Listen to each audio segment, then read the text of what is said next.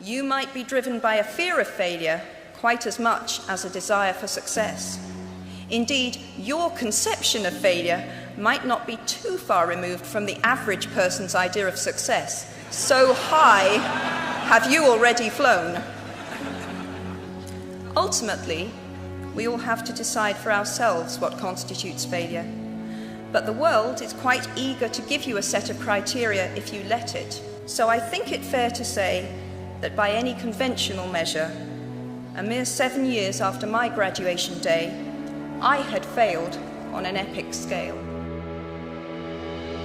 An exceptionally short-lived marriage had imploded, and I was jobless, a lone parent, and as poor as it is possible to be in modern Britain without being homeless. The fears that my parents had had for me and that I had had for myself had both come to pass. And by every usual standard, I was the biggest failure I knew. Now, I'm not going to stand here and tell you that failure is fun. That period of my life was a dark one, and I had no idea that there was going to be what the press has since represented as a kind of fairy tale resolution. I had no idea then how far the tunnel extended, and for a long time, any light at the end of it was a hope rather than a reality. So why do I talk about the benefits of failure? Simply because failure meant a stripping away of the inessential. I stopped pretending to myself that I was anything other than what I was, and began to direct all my energy into finishing the only work that mattered to me. Had I really succeeded at anything else, I might never have found the determination to succeed in the one arena where I believed I truly belonged. I was set free because my greatest fear had been realized, and I was still alive, and I still had a daughter whom I adored, and I had an old typewriter and a big idea. And so rock bottom became the solid foundation on which I rebuilt my life. You might never fail on the scale I did, but some failure in life is inevitable.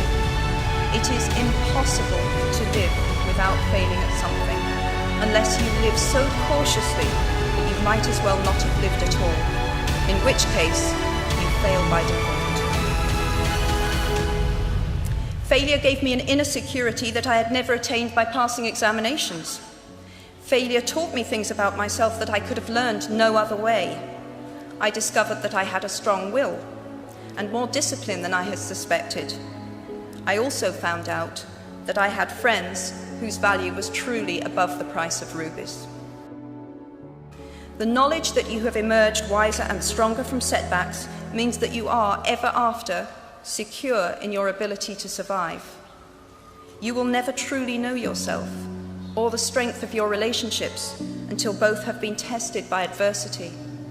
Such knowledge is a true gift, for all that it is painfully won, and it has been worth more than any qualification I ever earned. So given a time turner, I would tell my 21-year-old self that personal happiness lies in knowing that life is not a checklist of acquisition or achievement.